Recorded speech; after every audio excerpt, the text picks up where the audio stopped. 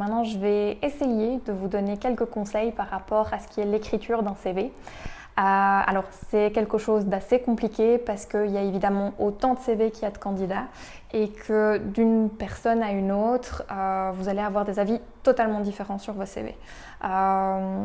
Donc voilà, moi je vais vous dire ce que moi je trouve important, mais si vous allez voir quelqu'un d'autre, ils vont dire ah non, c'est pas du tout comme ça. Donc voilà, maintenant je crois qu'il y a quand même des grandes lignes à respecter. Déjà, ce qu'il faut savoir, c'est qu'en moyenne, un recruteur va donner 30 secondes de son temps à votre candidature, donc à votre CV. Donc ce qui est important, c'est que toutes les informations qui soient sur votre CV soient bien claires, qu'il y ait une uniformité au niveau du CV, donc pas commencer à avoir 50 polices différentes, à avoir plein d'informations à droite, à gauche, en haut, en bas.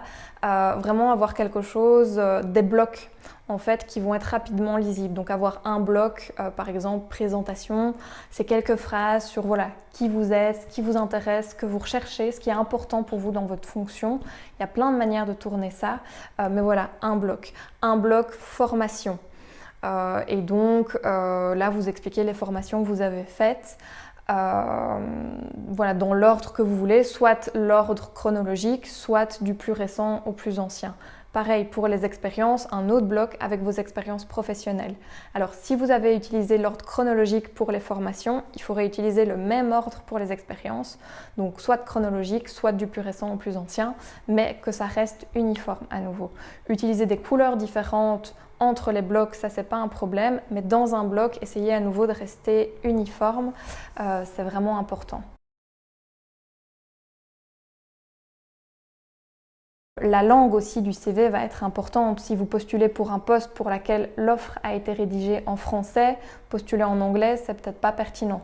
Donc ça, réfléchir aussi quand vous faites vos CV, avoir plusieurs versions, ça peut être intéressant pour postuler en français, en néerlandais, en anglais. Ça peut être toujours bien. Faire des CV personnalisés aussi, c'est intéressant. Dans le sens où pas oublier de changer par exemple le nom de la fonction pour laquelle vous postulez, parce que quand on postule pour un poste en marketing avec un CV où il est mis employé administratif, ça donne moins envie de le lire, enfin voilà, on va se dire cette personne là c'est pas trop pertinent, donc on va pas spécialement aller jusqu'au bout. Alors ce qu'on regarde essentiellement, en tout cas sur la région de Bruxelles quand on reçoit un CV, il y a l'expérience, mais il y a surtout les langues. Donc ça, indiquer clairement un niveau en langue, celle que vous parlez, sachant que bien, très bien, c'est assez subjectif. Donc si vous avez passé des tests ou si vous connaissez votre niveau sur l'échelle européenne, donc A1, B1, enfin A, B ou C, ça c'est toujours bien de le mettre parce que ça donne une idée très claire de votre niveau.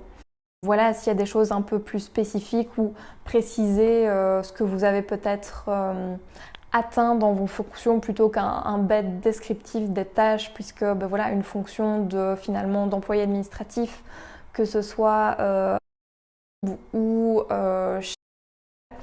voilà, le contenu de la fonction, c'est assez similaire. Maintenant, qu'est-ce que vous avez fait à la STIB si vous avez mis en place, je ne sais pas, l'étiquetage de 300 000 dossiers, ça c'est quelque chose d'intéressant à noter parce qu'il y a comment vous l'avez fait, ça peut être différent dans une autre fonction.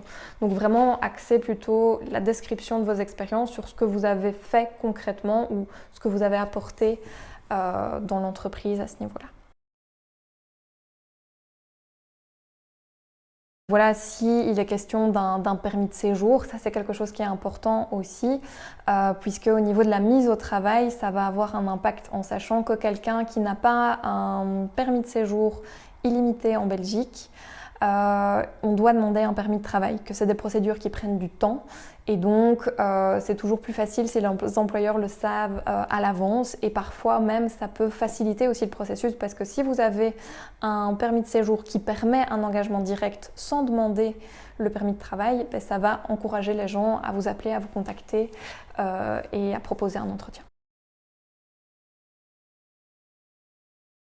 Alors donc la lettre de motivation, un petit peu comme le CV, il n'y a pas de règle absolue de choses qu'il faut faire avec une lettre de motivation.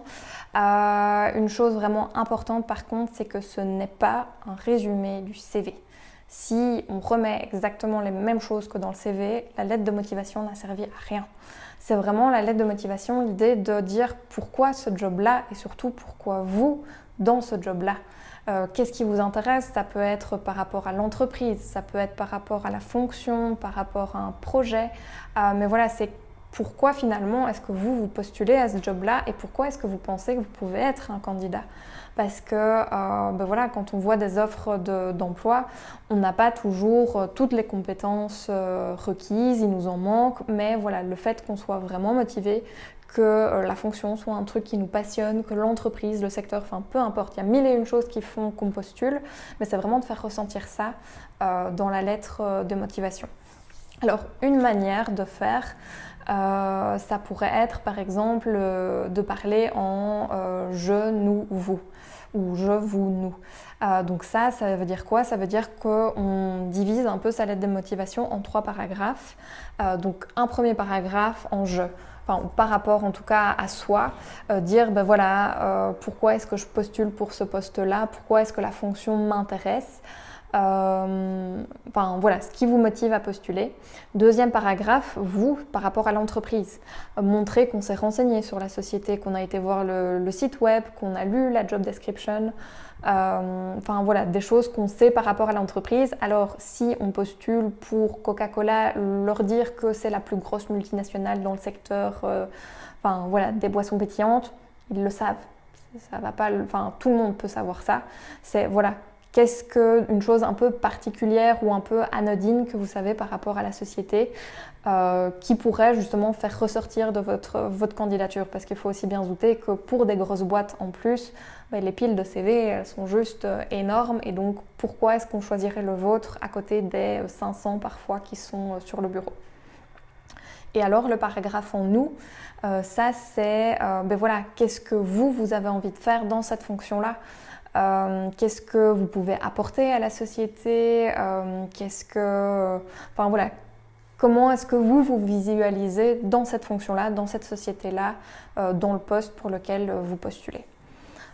Donc voilà, ça peut être une idée. Après, les paragraphes peuvent être réorganisés, ça peut être aussi un peu différent, mais voilà, ce qu'on va vraiment ressentir, c'est l'envie pour la fonction.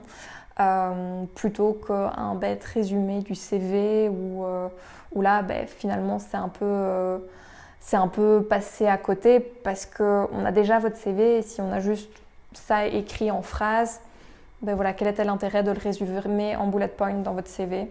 Donc voilà ce qui pour moi en tout cas est important dans une lettre de motivation.